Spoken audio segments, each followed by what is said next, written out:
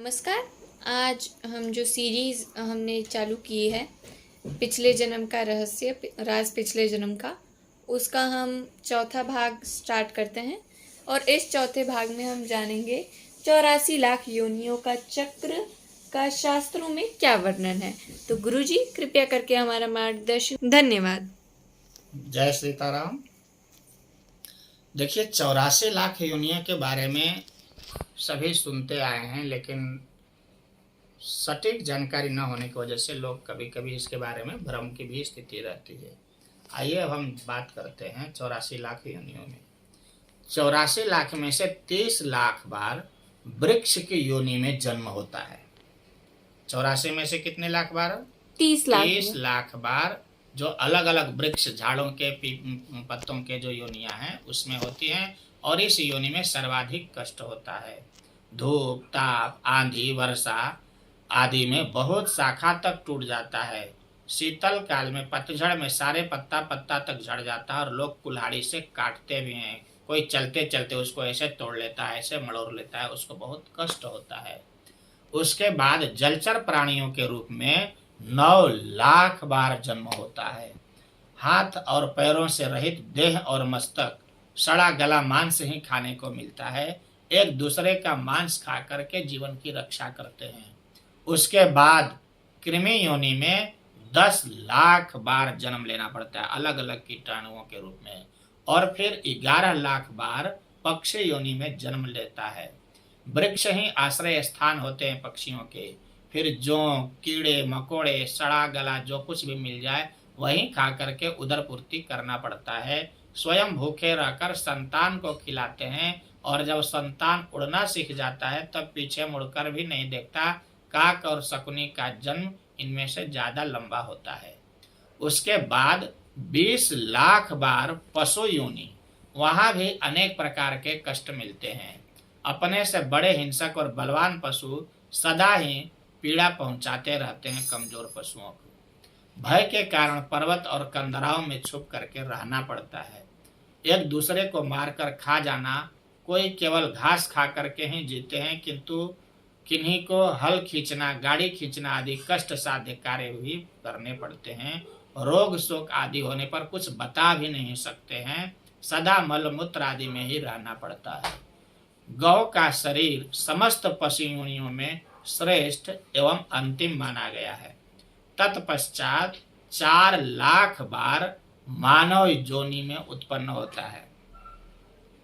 इनसे सर्वप्रथम घोर अज्ञान से आच्छादित पशु तुल्य, जिसमें आहार विहार वनवासी वन मानुष का उसे जन्म मिलता है। उसके बाद पहाड़ी जनजाति के रूप में नागा, कुकी, संथाल आदि के रूप में जन्म मिलता है। उसके बाद वैदिक धर्म शून्य अधर्म कुल में पाप कर्म करना एवं मदिरा आदि का निकृष्ट निषिद्ध वस्तुओं का सेवन करना ही वो लोग सर्वोपरि समझते हैं। उसके बाद उसका शूद्र कुल में जन्म होता है। उसके बाद वैश्य कुल में, फिर क्षत्रिय, और सबसे अंत में ब्राह्मण कुल में जन्म मिलता है। और सबसे अंत में ब्राह्मण कुल में जब जन्म मिलता है, यह जन्म एक ही बार मिलता है। जो ब्रह्म ज्ञान संपन्न है वही ब्राह्मण है। ब्राह्मण सिर्फ एक जाति से नहीं हो सकता। अपने उद्धार के लिए वह आत्मज्ञान से परिपूर्ण हो जाता है। यदि इस दुर्लभ जन्म में भी ज्ञान नहीं प्राप्त कर लेता तो उसे वापस पुनः 84 लाख योनियों में घूमता रहता है। पुनश्च उसको 84 लाख योनियों में घूमता रहता है।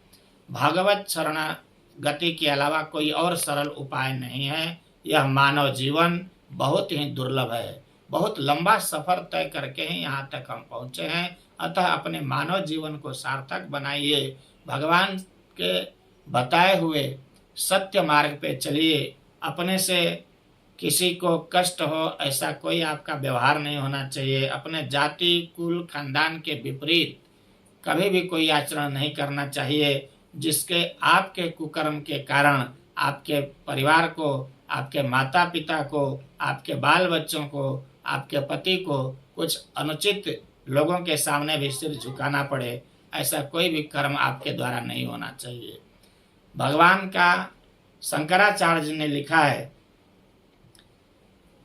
कि पुनरपि जननम पुनरपि मरणम पुनरपि जननी जठरे शयनम। बार बार जन्म मरण के चक्कर से यदि आपको मुक्त होना है तो भज गोविंदम, भज गोविंदम, गोविंदम भज मूढ़मते। भगवान के शरण में जाओ। तो यह जो राज पिछले जन्म के बारे में आप जानना चाह रहे थे, पहले, दूसरे और तीसरे भाग के साथ चौथे भाग में आपने यह बहुत ही सुंदर प्रयास किया, जिसमें अपने पिछले 84 लाख जन्मों का विवरण आपने सौंप दिया। यह बहुत सुंदर, सराहना एवं सम्माननीय आपका कार्य है। खुशी जी, इसके लिए आप धन्यवाद के पात्र हैं। जय श्री सीताराम। जय श्री सीताराम। अगर आपको यह सीरीज हमारे वीडियोस अच्छे लगते हैं तो कृपया करके हमें इस वीडियो को लाइक करें, और अगर आपको ऐसे ही और वीडियोस देखने